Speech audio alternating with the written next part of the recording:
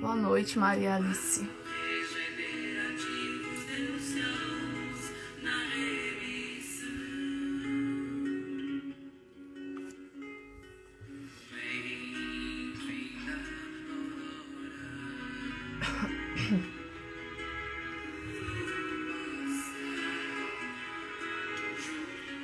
Boa noite, sejam bem-vindos. Daqui a pouco a gente inicia a live, tá certo?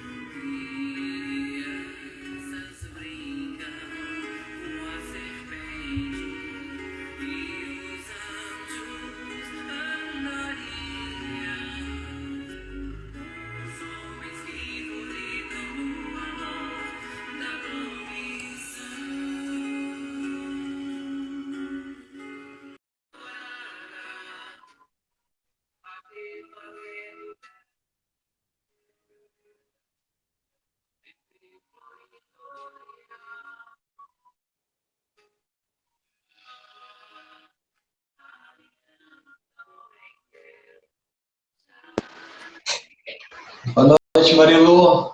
Oi, Luiz, boa noite, tudo bem? Tudo bom, minha querida? Tudo jóia, graças a Deus. Tudo jóia aí, né? Tudo ótimo, graças a Deus. Estamos aí juntos novamente, que ótimo, né? Ótimo, maravilhoso.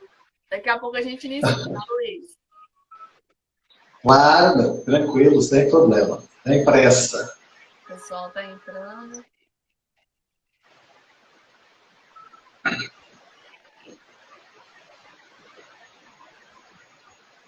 Oi, Jussara, saudade de você.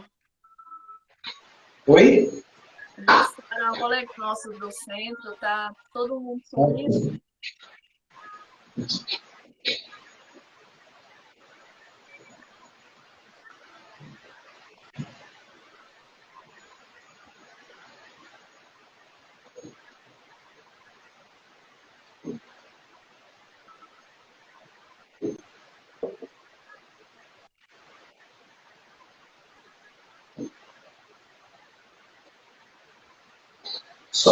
Marilu, Hum, só vou apagar uma luz aqui e já volto, rapidinho.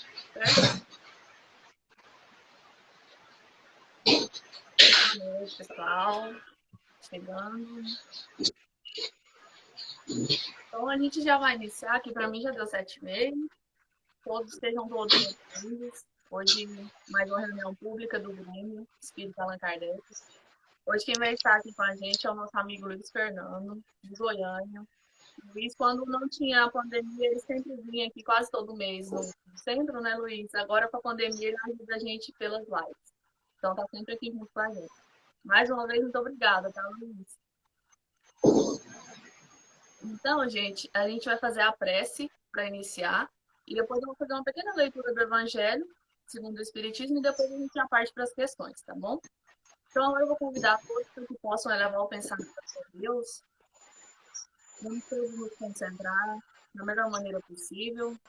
Agradecer ao Pai Maior por essa oportunidade de aprendizado, pelo dia de hoje de trabalho, de espiritualidade amiga do Grande Espírito Allan Kardec, todos os mentores, os amigos, possam nos iluminar nessa noite de aprendizado.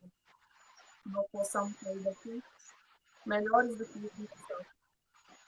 Que conosco hoje e sempre. Pai nosso que estás nos céus, santificado seja o vosso nome. Venha a nós o vosso reino. Seja feita a vossa vontade, assim na terra como é feita no céu. O pão nosso de cada dia nos dai hoje. Perdoai as nossas ofensas, assim como nós perdoamos a quem nos tem ofendido. Não nos deixeis cair em tentação, mas livrai-nos do mal, porque teu é o reino, o poder e a glória infinita para todos sempre. Assim seja. Então, a leitura dessa noite do Evangelho vai ser do capítulo 7. Bem-aventurados pobres de espírito, item 13.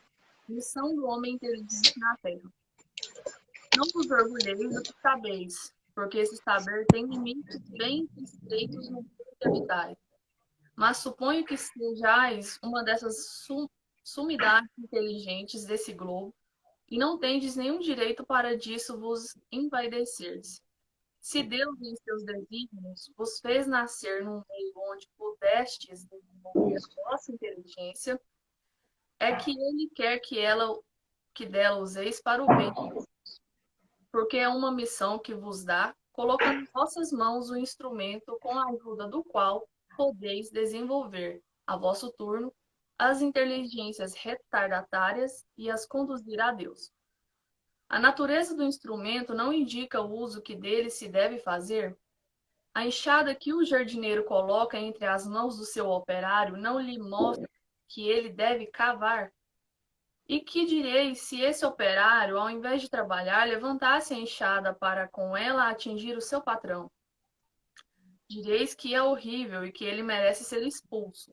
Pois bem, não ocorre o mesmo com aquele que se serve de sua inteligência para destruir a ideia de Deus e da providência entre os seus irmãos? Não ergue contra seu senhor a enxada que lhe foi dada para roçar o terreno? Tem ele o direito ao salário prometido e não merece, ao contrário, ser expulso do jardim? E o será, não duvideis disso, e arrastará existências miseráveis e cheias de humilhações, até que se curve diante daquilo que quem tudo deve. Que assim seja. Então, essa foi a nossa leitura da noite. Então, como a gente já tinha pedido, o pessoal enviou algumas perguntas. Vai ser num esquema aleatório aqui de sorteio.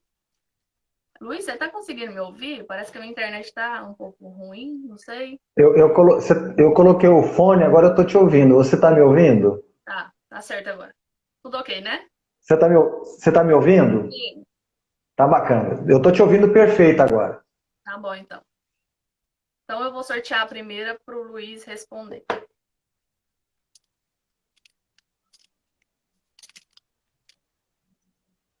Em qual situação fica o espírito de uma pessoa que teve morte cerebral? Muito bem. Bom, boa noite a todos, meus queridos irmãos, minhas queridas irmãs do Grêmio Espírita Allan Kardec, da nossa amada cidade de Inhumas. Continuamos aqui com o coração saudoso por todos, né? Aquela recepção sempre tão carinhosa, tão calorosa que a gente sempre tão recebeu de vocês aí, mas que pelo menos a gente está matando um pouquinho da saudade através da nossa sala virtual. E por razões óbvias que realmente é necessário, mas que logo, logo tudo isso passa e novamente estaremos todos juntos. Bom, vamos então já tentar buscar a resposta desse nosso querido irmão. Ele quer saber em que estado fica o espírito quando ele está numa condição de morte cerebral. Então, talvez a pergunta dele não fosse tão a questão da morte cerebral, fosse mais a questão quando o indivíduo está em coma. Por quê? Eu preciso explicar algo anterior para que a gente possa entender esse processo.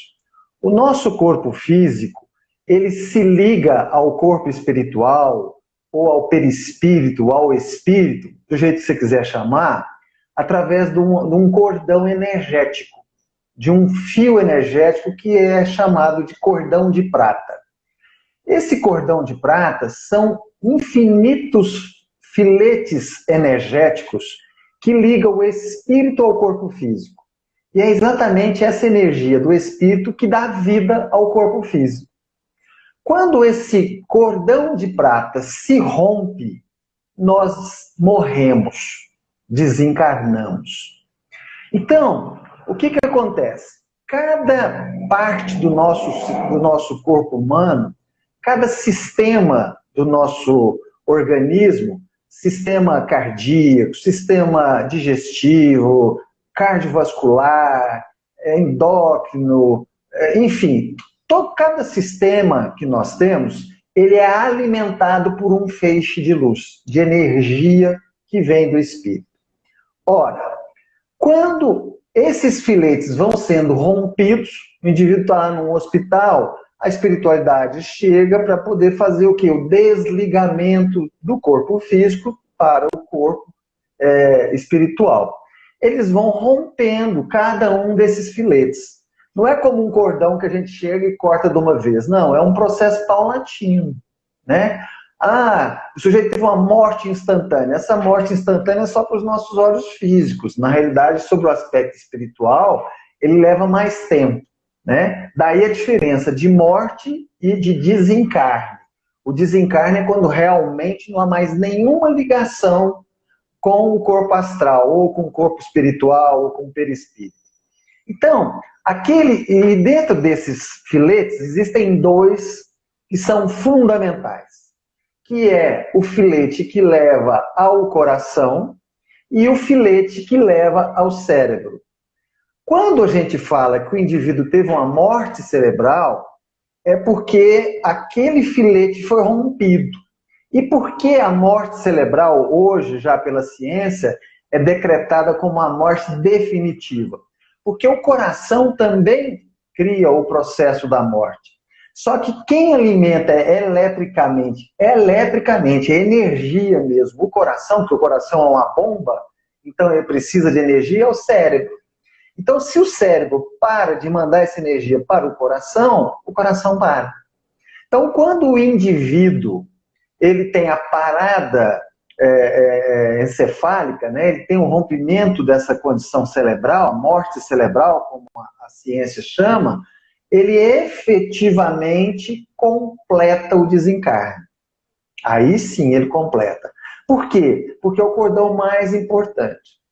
Tanto que, quando a gente pega um aspecto de coma, o indivíduo está em coma, ele não abre a boca, ele não abre os olhos, ele não conversa, ele respira, o batimento cardíaco dele é baixíssimo, a pressão dele é a mínima possível e o cérebro funciona, só que ele não tem essa vida que nós temos. O corpo fica inerte, mas ele está vivo, porque os batimentos cardíacos ou as reações do corpo físico, elas existem. Num patamar muito fraco, mas existem.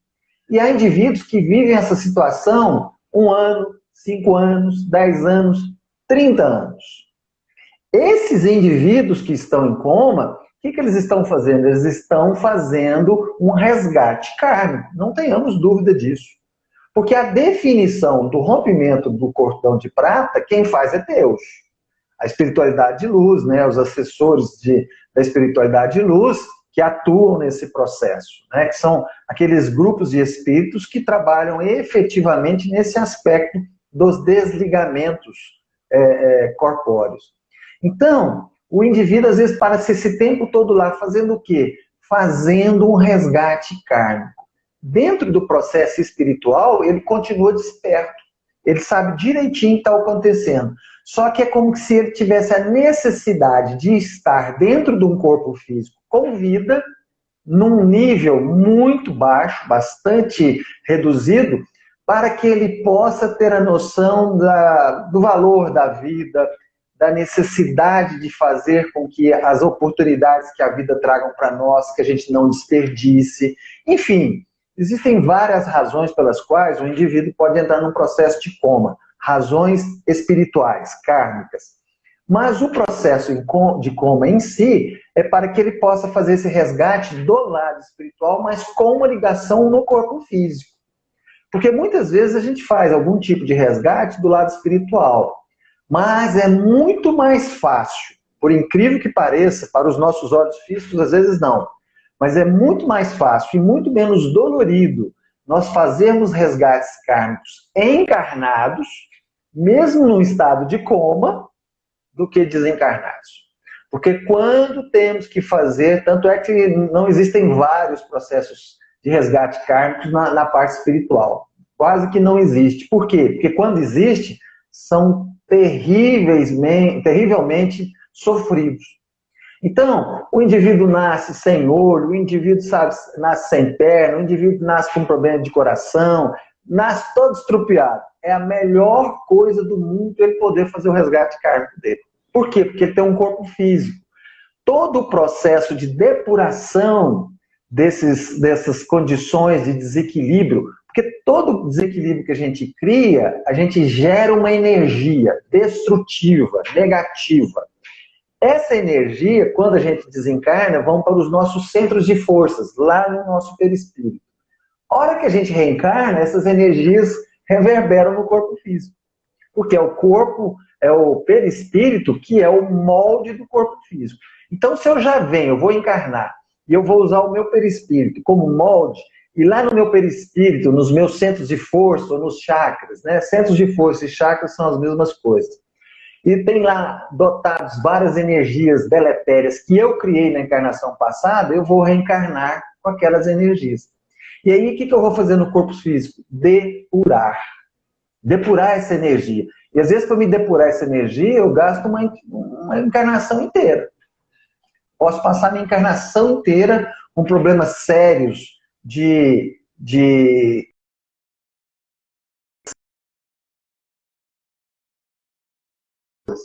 Então, realmente, esse é o processo. Então, eu acredito que a sua pergunta estaria mais ligada à questão do indivíduo em coma. Porque quando o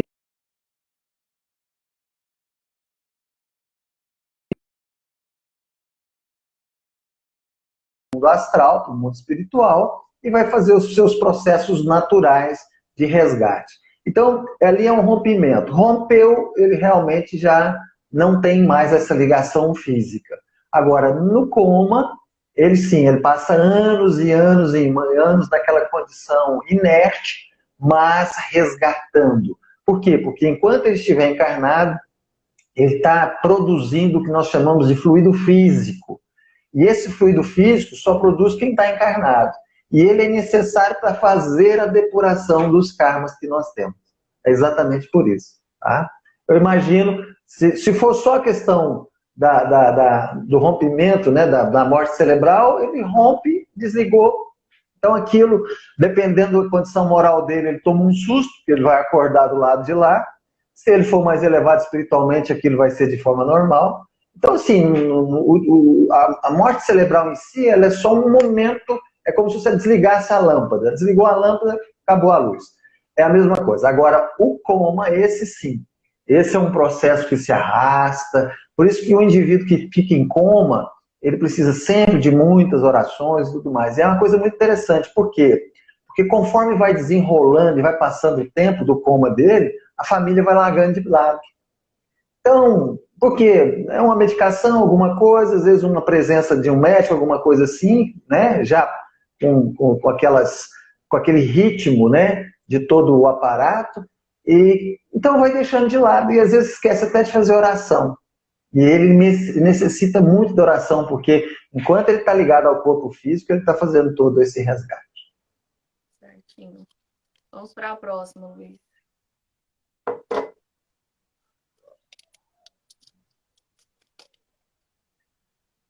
O que foi feito do corpo material de Jesus após o seu desencarne e a dita ressurreição? Então vamos lá, boa pergunta. Observem só. Se a gente for lá no Livro dos Espíritos, o Livro dos Espíritos vai nos falar o seguinte: existem graduações de níveis evolutivos dos espíritos. Então existem aqueles espíritos mais atrasados e existem aqueles espíritos mais avançados. Jesus, ele é um Cristo cósmico. Então, ele já está no patamar que nós chamamos de espíritos puros.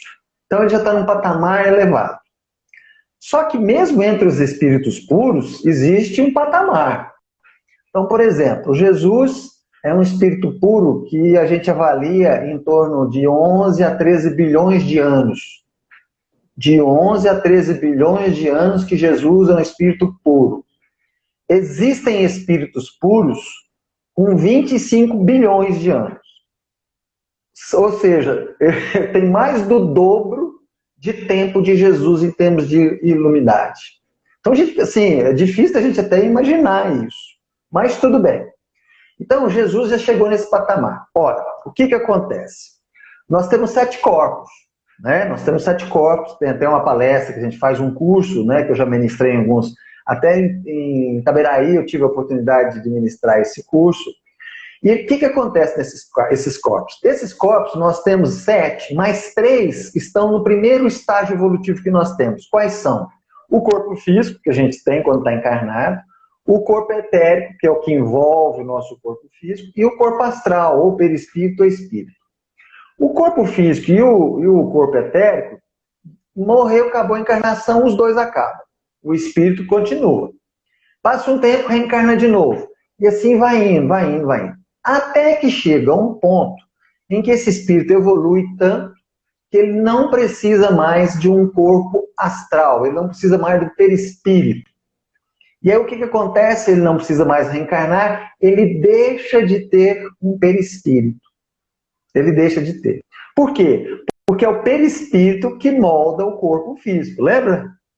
Lá naquele livro, Memórias de um Suicida, se não me engano, no capítulo 18, explica direitinho, de forma perfeita, um laboratório onde é reconstruído o corpo dos suicidas através das agressões que eles fazem ao corpo passado, mas que vai reverberar na próxima encarnação. Então, esses espíritos não precisam mais do perispírito. Então, eles deixam de ter esses 3 corpos. Não passam a ter só 4. Ótimo. Então, Jesus, só para a gente ter uma ideia, quando o sistema solar foi criado, né, há mais ou menos 5 bilhões de anos, 5, 6 bilhões de anos, 5,5 bilhões de anos, Jesus já era um Cristo cósmico. Então, na época que foi criado o sistema solar, porque primeiro criou o Sol, né, houve uma explosão de uma estrela, dessa explosão da estrela criou um monte de estrelinhas, um monte de sóizinhos, e um desses sóizinhos é o nosso Sol aqui. E um monte de pedacinho que sobrou virou os planetinhas. Assim, eu estou fazendo de uma forma bem simples para ficar mais fácil para a gente entender. Ali criou o sistema solar. 5 bilhões e meio de anos atrás. A gente não tem ideia desse tempo, mas é muita, muita, muita, muita coisa. Jesus, nesse tempo, já era um Cristo cósmico, porque ele é o governador do planeta Terra. Então, Jesus, junto com toda a equipe de cientistas siderais, desenvolveu tudo que existe no planeta Terra. A parte da água, do ar, da terra, dos animais, das plantas, de tudo, né? Bacana. Então, o que acontece? Ele não tinha um corpo físico. Aliás, ele não tinha nem um corpo físico, nem um corpo etérico e nem um corpo espiritual ou um perispírito. Porque ele já não reencarnava mais. Jesus não precisava reencarnar mais. Bacana. E aí, o que aconteceu? Chegou num patamar em que houve a necessidade de Jesus voltar à Terra. Por quê? Porque já tinha vindo Cristo, já tinha vindo Buda, já tinha vindo um monte de gente e não resolveu. E aí, eles fizeram uma reunião, os Cristos cósmicos, né? E falaram, Jesus, você vai ter que voltar. Se a gente lê aquele livro, O Sublime Peregrino, de Ramatiz, ele fala que lá Jesus levou 1000 anos para poder pegar a vibração, passou a ter só um corpo de luz, que a gente chama de corpo átmico, e ele foi rebaixando a vibração desse corpo para que ele pudesse recriar um corpo astral, recriar um perispírito. A hora que Jesus recriou um perispírito, ele teve condições de ganhar um corpo físico. E como é que ele ganhou um corpo físico? Através da conjunção carnal, da relação sexual de Maria com José. Por quê? Porque isso é uma lei cósmica. E Jesus, sendo um Cristo cósmico, ele não ia derrogar uma lei cósmica. Para que eu tenha um corpo físico, eu tenho que ter necessidade de 2 corpos físicos. Um do gênero masculino e outro do gênero feminino. A hora que aquele óvulo de Maria foi fecundado por José, ali começou a reencarnação de Jesus, de um corpo físico. Só que não era, evidentemente, um corpo físico de qualquer um. Por quê? Porque a qualidade vibracional do perispírito de Jesus já era altíssima. Mas tudo bem, ele foi, reencarnou, Maria deu à luz, ele nasceu pequenininho, ele mamou, ele fez tudo que qualquer criança faz. Ele foi um adolescente, ele foi um jovem adulto, até que ele se tornou um adulto. Jesus passou por todas as fases que nós passamos, todas de corpo físico. Bacana. Ele se alimentava, ele bebia água e tudo mais. Mas é claro que pelo nível, pelo padrão evolutivo dele, a vibração do corpo dele era diferenciada. Era bastante diferenciada. Mas era um corpo físico como o nosso. Jesus tinha necessidades fisiológicas como nós temos. Legal. E aí, então, Jesus vai e ele é crucificado. Ele é crucificado. Então, o que acontece? Aí a gente olha a crucificação de Jesus e fala assim, nossa, como ele sofreu. E aí a gente precisa entender que existe uma diferenciação entre dor e sofrimento. Jesus tinha um corpo físico, como nós. Não é? Ele tinha um corpo físico como nós. Então, na hora que colocaram a mão dele na cruz e colocaram um prego na mão, ele sentiu dor. Mas Jesus não sofreu. Porque o sofrimento é moral, não é físico. A dor é física, mas o sofrimento é moral. Então, quando Jesus estava carregando a cruz e alguém gritava assim, ah, safado, mentiroso, você não é o bonzão, dá um jeito agora, né? E, enfim, todas aquelas coisas horríveis que ele escutou, será que Jesus sofreu com aquilo? Claro que não. Tanto que ele não sofreu, que na última hora que ele estava já crucificado, e ele está lá no livro Boa Nova, Humberto Campos nos conta isso lá no livro Boa Nova, que ele vai realmente dar o último suspiro, ele levanta os olhos para os céus e fala, Pai, perdoa-os, eles não sabem o que fazem. Então Jesus não sofreu, mas ele sentiu dor. Ele sentiu dor. Bacana, ele sentiu dor. E aí, o que aconteceu? Rompeu o corpo. Porque ele tinha um corpo astral, é isso? Porque ele desencarnou, ele tinha carne. Pegaram o corpo dele e levaram lá para uma sepultura. O nosso corpo físico leva em torno, mais ou menos, de, dependendo, né, de 2 anos a 4 anos para que ele possa se dissolver, ficando às vezes mais só a parte óssea mesmo, né? Dentro da vibração do nosso nível evolutivo, que assim, é infinitamente menor do que a de Jesus. A hora que Jesus desencarnou, aquele corpo físico dele, por algumas horas, se manteve. Depois, ele simplesmente desapareceu. Ele desapareceu. Por quê? Porque o nível vibratório, e aí é do corpo etérico dele, porque é o corpo etérico que dá o quantum de vida. Então, e é o próprio corpo etérico que vai dissolvendo o nosso corpo físico. Então, era de uma vibração tamanha, que ele dissolveu. Aquilo simplesmente dissolveu, virou pó. Virou pó. Em questões, pelo que a gente sabe, né, por essa cronologia, questão de dias, 2, 3 dias no máximo. Não foi mais do que isso. Mas por quê? Por causa da vibração de Jesus. Bacana. Aí Jesus ainda tinha o perispírito dele. Não é isso? Porque ele estava desencarnado, então ele ainda tinha o perispírito.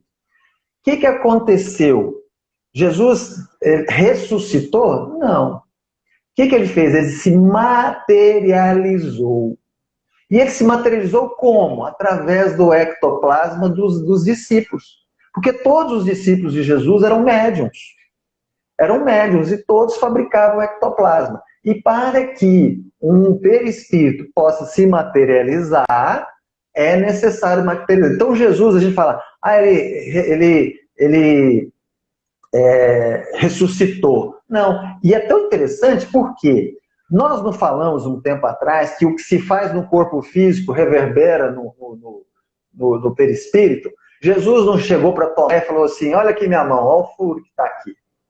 Por quê? Porque o que havia acontecido no corpo físico dele ficou marcado no perispírito dele. E ele teve que mostrar. Depois, passado muito tempo depois, aí já lá na frente, que foi a última vez que Jesus apareceu para todos eles, né? E que a partir naquele momento Jesus deixa de ter novamente o perispírito, porque ele não ia reencarnar de novo, e segue a vida dele. Então Jesus não ressuscitou, porque não existe processo de ressuscitamento ou de ressuscitar sem que haja o processo evolutivo do desenvolvimento de um corpo físico. Eu não consigo construir um corpo físico grandão da primeira vez. Não, ele começa pequenininho lá no óvulo junto com o esperma. E aí ele vai desenvolvendo. Por quê? Porque isso é um processo natural da vida física.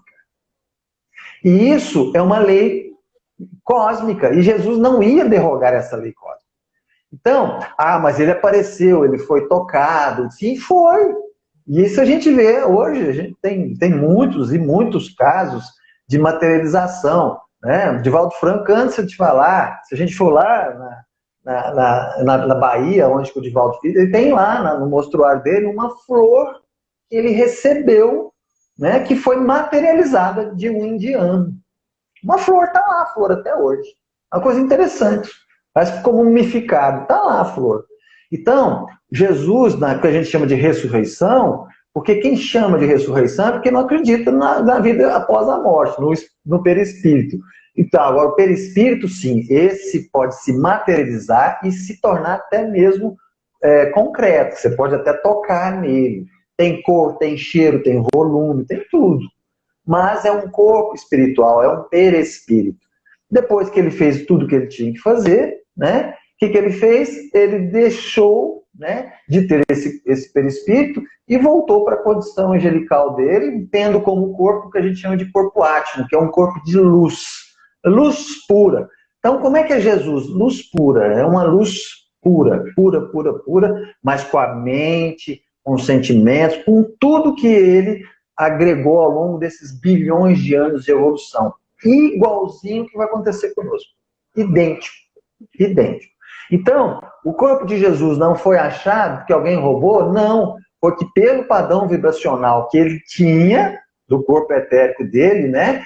Aquilo foi dissolvido, como se fosse um ácido que em questões de horas realmente deixaria de existir. Não tenham dúvida disso. Agora, então ele ressuscitou? Não. O que houve foi uma materialização do corpo astral ou do perispírito dele. E aí a gente chama isso de ressurreição, porque a gente não acredita ou não acreditava na morte, aliás, na vida após a morte. Agora que você falou que é o que vai acontecer com a gente, eu fiquei pensando, vai demorar um pouco, né? Mas vamos chegar lá, você vai ver, nós vamos chegar. O importante é isso. Exato.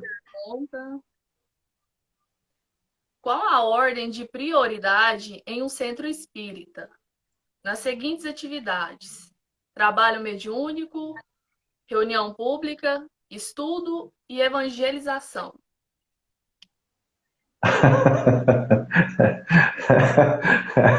Boa pergunta. Observe só. Todos eles são importantes. Todos são importantes. E aqui eu não estou fazendo política, não, tá? É porque cada um tem, evidentemente, a sua importância. Se você tem crianças e você precisa evangelizar seus filhos, a coisa mais importante é a evangelização. Se você está com um problema sério de obsessão, a parte mais importante da casa são os trabalhos mediúnicos. Se você está precisando se qualificar, aprender, abrir a mente, as reuniões são importantes através das palestras. Então, o que a gente precisa entender é que uma completa a outra. O que não pode acontecer, que não está na pergunta, é deixar que nenhum desses deixem de ter na casa espírita. Aí é um crime. E normalmente, infelizmente, até pelas próprias circunstâncias e situações, normalmente a parte que é mais penalizada é a parte da evangelização. Por quê? É mais fácil deixar os meninos de lado. Ou então é mais fácil arrumar uma salinha, botar um monte de brinquedinho lá e é um depósito de criança brincar para não encher o saco enquanto a gente está na reunião pública. É isso. Então, o que a direção das casas precisa entender e os dirigentes, porque o centro não é só o presidente. O centro não são só os médios. O centro é todo esse grupo que ajuda a construir, desenvolver e manter a casa. Então, o que é muito importante?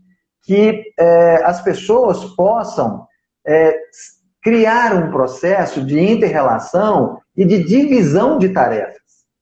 E essa divisão de tarefas, ela necessita, evidentemente, que cada um esteja qualificado para fazer a sua tarefa.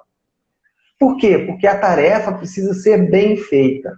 Não adianta você ter todas essas etapas dentro da casa espírita e todas serem mal feitas.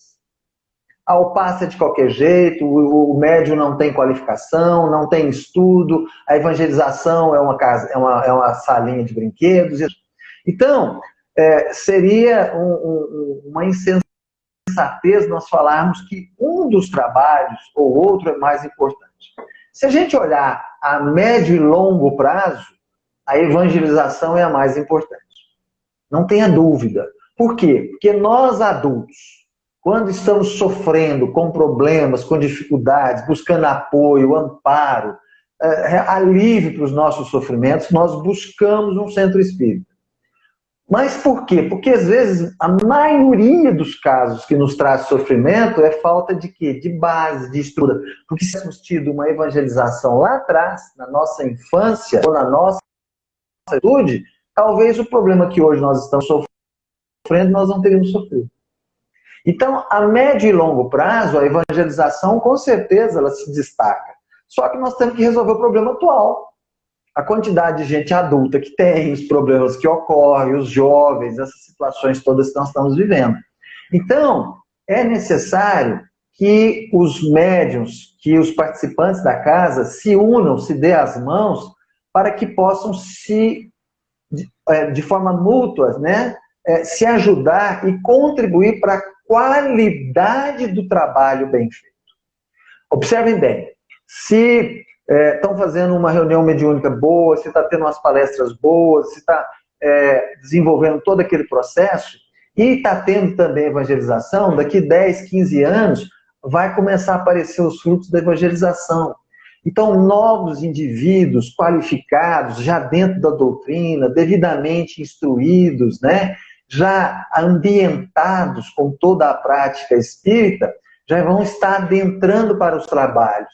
Já são crianças, serão adultos de 18, 20, 22 anos, que sangue novo, com muita vontade, com muita alegria, com muita dedicação. Ou seja, a médio e longo prazo, a evangelização é importantíssima. Mas nós temos que lembrar dos problemas atuais, do momento agora. E aí realmente cabe desenvolvermos um trabalho de uma forma bastante cooperativa para que uns ajudem os outros e que haja, evidentemente, o filtro da crítica construtiva. Se os trabalhos estão sendo feitos de forma correta, se o resultado está vindo, se as pessoas estão se encontrando, se estão existindo respostas, se está existindo amorosidade no tratamento, né? Se está tendo aquele amparo e assim por diante. Então, a casa espírita ela não é só um fator, ou só dois, ou só três, ela é uma multiplicidade de situações e condições que exige de todos essa boa vontade de participação. Às vezes um médium atua durante um tempo mais nas palestras, depois ele atua mais como dirigente dos passes, depois ele atua mais lá na evangelização, enfim, ele vai contribuindo de uma forma mais geral para que a casa como um todo possa desenvolver. Agora, o que é muito importante? É as pessoas entenderem que é necessário que todos estejam disponíveis. Porque é muito interessante que muitos médiums chegam à casa só para receber, não querem dar. E esse trabalho, ele é um trabalho de doação. E é exatamente esse processo de doação que faz com que ele se torne um trabalho abençoado. Então nós temos que ter essa responsabilidade de nos perguntar, eu estou doando tudo o que eu posso? Ah, mas eu estou numa pandemia, não tem nem jeito de ir para o centro. Não!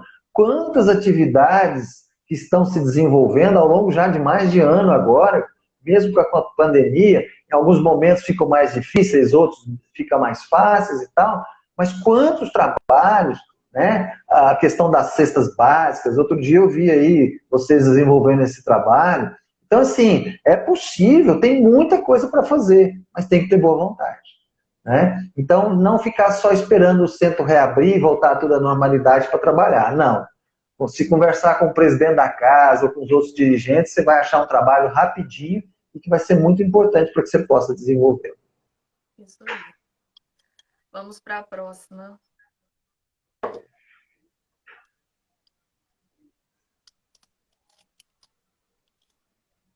Os espíritos nos amparam de onde eles estão?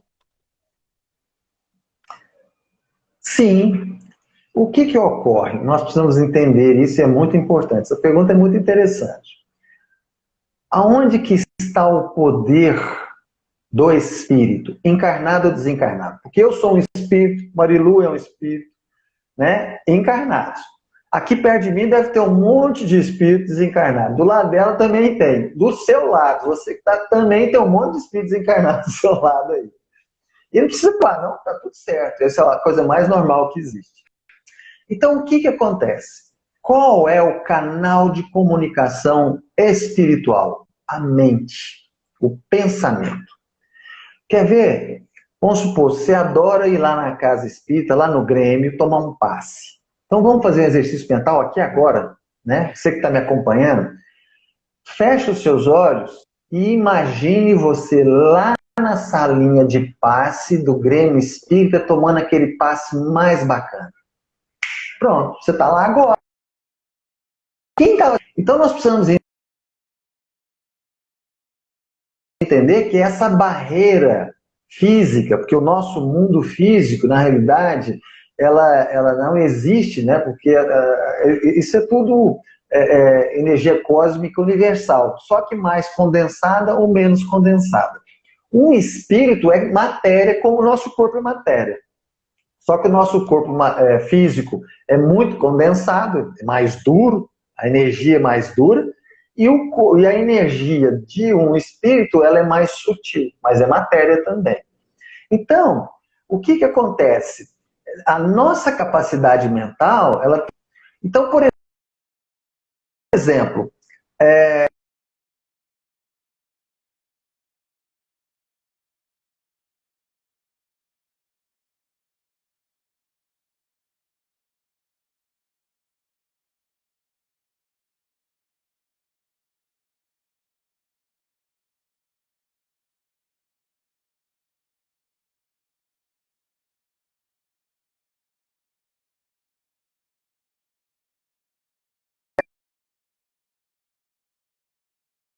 preciso construir alguma coisa, eu não preciso subir um monte para poder Deus me escutar. Claro que não. Basta que eu entre em sintonia verdadeira.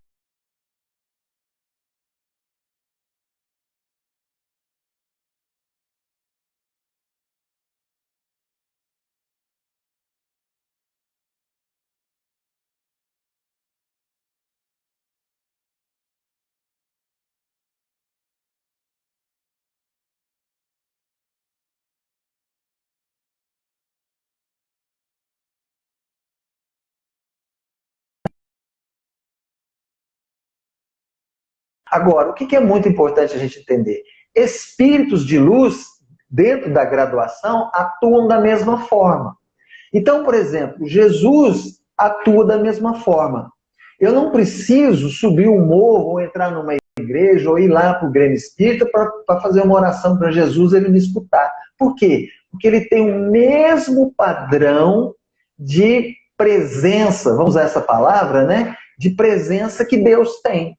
Por quê? Eles utilizam uma coisa que se chama comunhão. Então, a comunhão de Deus com os espíritos superiores, ela é tamanha que o que Deus sente, determina, na mesma hora eles também o fazem. Agora, esses espíritos de luz, eles são os co-criadores. São eles que criam os sistemas solares, os planetas e assim por diante.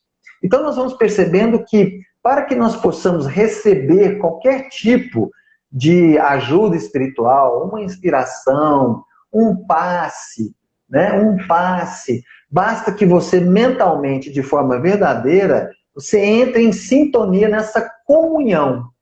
E a hora que você entra em comunhão, automaticamente, é automático que eles estão presentes junto de você. Então o problema não é eles virem até nós. O problema é nós nos colocarmos abertos para eles. É isso que é interessante. Porque a gente muitas vezes pensa assim, não, ele não chega até a mim. Não! Ele está disponível o tempo todo. Ele que eu digo assim, qualquer espírito de luz. Qualquer espírito de luz. Jesus, algum santo que você acredita, qualquer espírito de luz. Qualquer. Emmanuel, Chico Xavier, o que você quiser. O que você quiser. Agora, qual que é o problema? Nós estarmos abertos para receber. Por quê? Porque muitas vezes a gente não se julga merecedor. E aí a gente bloqueia a oportunidade ou a capacidade dele nos ajudar. Através de uma inspiração, de um passe, de uma cura, e assim sucessivamente. Então, quando a gente estuda magnetismo, né, você vai, por exemplo, no magnetismo nós temos uma coisa que chama irradiação, que é passe à distância, é um processo mais ou menos muito parecido. O sujeito está a 300 quilômetros de você e você vai dar um passe nele. Por quê? O que você trabalha? O campo astral, não é o físico. Então, quando você chama Deus, você chama Jesus ou qualquer espírito de luz para perto de você, ele vai trabalhar o quê? No seu corpo astral ou no seu perispírito, que por consequência vai chegar no seu corpo físico. Então, tudo que ele jogar de luz, de energia, de paz, de harmonia, ele está jogando no seu corpo astral, ou no seu perispírito, e por essa afinidade, por essa ligação íntima, chega no nosso corpo e a gente fala, ai, foi tão bom. Mas o que eu tenho que fazer? Ligação mental. E aí eu tenho que desenvolver a minha capacidade de abrir e acreditar, né? De fé. E é um processo de desenvolvimento. Fé não é uma coisa fácil nem difícil, é uma coisa exercitável, né? E fé não é só acreditar. A gente acha que fé é acreditar. Fé é muito mais do que acreditar. É acreditar também. Mas fé é fidelidade. Fidelidade aqui. Bom, Jesus me ensinou a perdoar, Jesus me ensinou a amar, Jesus me ensinou a relevar, Jesus me ensinou a ser paciente, e assim por diante. Eu sou fiel aos ensinamentos de Jesus?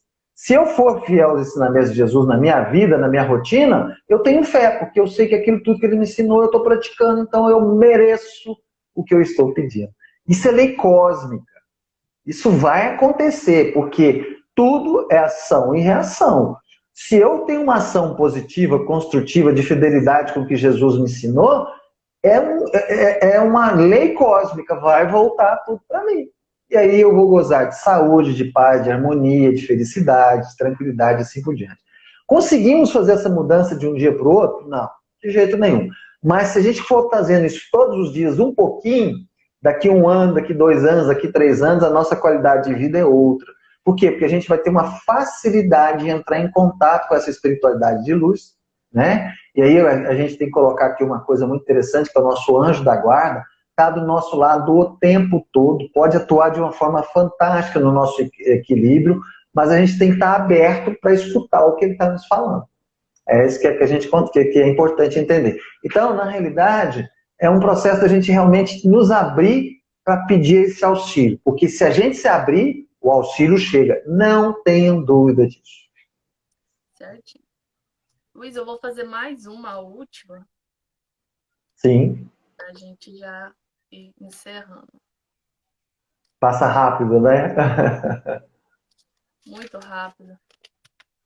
Conheço uma mulher que descobriu a gravidez e passou por um aborto espontâneo logo após o desencarne do seu marido. O sonho de ambos era ser pais. Por que então o bebê veio, se agora ela sofre pelos dois? Bacana essa pergunta. Então vamos lá. Primeira coisa que nós precisamos entender. Não existe o acaso. Não existe o acaso. Pode ser as coisas mais terríveis do mundo que não existe o acaso. Não existe. Então, observem só. Ela era casada, o pai queria muito, o marido queria muito ser pai, ele desencarnou e ela teve um aborto espontâneo. É essa a história. Ela descobriu, né? Ela descobriu a gravidez e teve o aborto depois do desencarne dele. Sim, sim. Então ela perdeu o esposo e depois ela perdeu o bebê. Não é isso? Bacana. Então vamos voltar um pouquinho. Houve o acaso em ela conhecer esse rapaz lá atrás, eles se enamorarem e se ficarem juntos, e aí a gente vê a questão kármica. Tiveram um filho. Quando se tem um filho, a possibilidade de você ter uma relação kármica ela é imensa. Kármica, mas pode ser dármica também. Não é só coisa ruim, não. Pode ser coisa boa também. A gente não encontra as pessoas só para ter coisas ruins com elas, não. A gente encontra para ter coisas boas também. Então, é uma relação. A gente fala kármica, mas ela pode ser dármica. Legal. Então, observe só. Isso vem da onde? Vem lá de trás. São energias lá de trás, pretéritas, que ficaram armazenadas e que precisavam ser depuradas aqui no campo físico. Então, observa só. Ela vem, cresce, conhece um rapaz, apaixona, casa, engravida, ele desencarna, passa um pouquinho, ela perde a criança de forma involuntária. O que ela está passando? A gente, assim, o que é um primeiro fato que chama a nossa atenção? Todo processo de sofrimento, ou de dificuldade, ou de dor, é um processo de aprendizado. Todo ele. Qual seria um dos maiores aprendizados de uma pessoa que perde o marido, que gosta muito, e logo depois perde a criança? Desapego. Desapego. Por quê? Porque ninguém é de ninguém. A gente olha para as nossas famílias e pensa assim, é meu pai, é o meu esposo, é a minha esposa, meu filho. Não é não. Não é não. Estão conosco, amamos, queremos bem, mas não é nosso. O nosso corpo físico não é nosso. Então, a gente percebe que há aí, e deve existir outros ingredientes, é uma situação assim que eu ficaria a noite inteira aqui abordando. Mas eu vou focar mais nessa questão do desapego, porque com certeza ela é uma das maiores a serem aprendidas. Com certeza essa pessoa vivenciou vidas lá atrás, com esses dois indivíduos, nenhum dos dois morreu antes da hora, nem o marido e nem o bebê, em que eles precisavam resgatar questões pessoais dele, e que nesse conjunto de interesses, ela também estava resgatando algo que ela precisava aprender do desapego. E qual é o maior crime que ela pode cometer diante dessa situação? Se rebelar. Deus não existe, fui esquecida, eu sou uma vítima e assim por diante. A espiritualidade de luz nos fala um axioma que é muito interessante, né? Ela fala o seguinte: não existe no mundo, no universo, aliás, no nosso planeta, não existe ninguém. O axioma fala assim: não existe. Gente, eu esqueci a palavra. Não, me lembrei. O que a espiritualidade de luz nos fala? Existe no planeta muita injustiça, mas não existe nenhum injustiçado. Vou repetir. No planeta existe muita injustiça, mas não existe nenhum injustiçado. Outro dia a gente viu aí um padrasto que matou uma criança e a mãe parece que estava de acordo, eu não sei, uma coisa mais ou menos assim. Ora, isso é uma injustiça. Como é que um adulto mata uma criança? Isso é uma injustiça. Mas então essa criança é uma injustiçada? Não. Não é.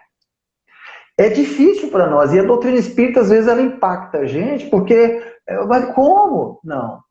Aquele espírito que a gente vê uma criancinha inocente, coitadinha e tudo mais, evidentemente é um espírito antigo. E, evidentemente, por estar nessa condição, ele está fazendo o quê? Um resgate. Vocês não tenham dúvida. Luiz, mas então isso tinha que acontecer assim? Não. Porque tanto a mãe quanto o padrasto podiam ter tido um posicionamento diferenciado. Né? Então, no caso dessa mulher que perdeu o marido e perdeu o neném, o que ela tem que fazer? Ela tem que entender que ela tem mais para continuar a vida. E é isso que ela tem que fazer. Ela vai substituir o marido e o bebê? Não, jamais. Eles são únicos no universo. Porém, ela tem que entender que ela tem uma razão maior para viver. Porque se ela ficou, é porque ela tem uma razão maior para viver. E essa razão precisa ser trabalhada. Ou ela acha que vai passar a encarnação inteira reclamando porque ficou viúva e perdeu a criancinha dela. Não, os potenciais que ela tem. E o quanto que ela pode ajudar, e o quanto que ela pode desenvolver, e o quanto que ela pode progredir E o tanto que ela pode melhorar a vida de tantas pessoas. Em cima do quê? Em cima da dificuldade, da dor dela, porque é um aprendizado. Ou seja, tudo que a gente faz para os outros não tem que retornar. Mas a gente quer que retorne. E quando a gente quer que retorne, a gente está tendo o quê? Posse. Então é o meu marido, porque eu dou minha vida para o meu marido, mas então ele tem que dar dele para mim. É o meu filho da mesma forma. E aí a gente vai sendo pego de surpresa em vários momentos da vida, porque a gente, a hora que se vê, a gente está no arcabouço do apego e é um peso tremendo. Então, aparentemente, esse seria um das lições que ela teve.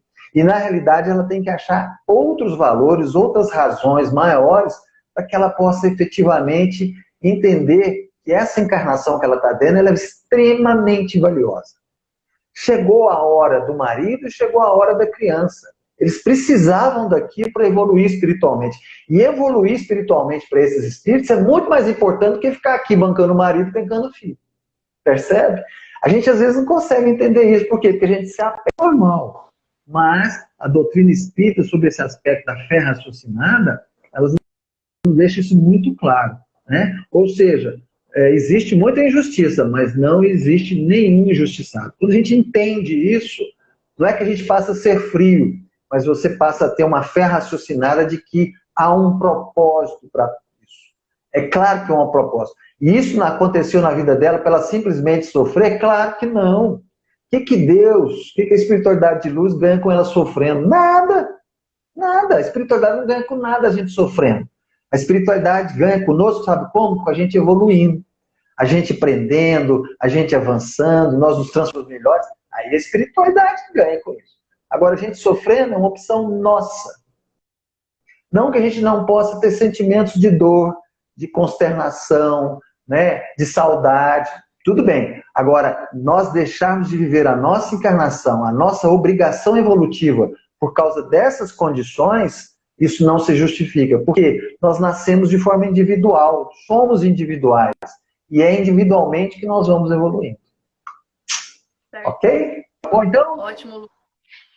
Acabou. E eu, mais uma vez, agradeço. Foi maravilhoso escutar você falar e matar a saudade, tá? Muito obrigada. Que Deus te abençoe. Muito obrigado a todos vocês. É uma casa que a gente ama. Todos vocês estão no nosso coração. Muitíssimo obrigado pela oportunidade. E se Deus quiser, estaremos juntos na próxima oportunidade. Um beijo grande a todos vocês. Uma boa noite. Obrigado. Um abraço, Luiz. Fica com Deus. Pessoal, convido todos vocês agora para a gente partir para o encerramento da nossa live de hoje. Então, vamos elevar mais uma vez o nosso pensamento até Deus, agradecer essa oportunidade de estudo e aprendizado que tivemos aqui e pedir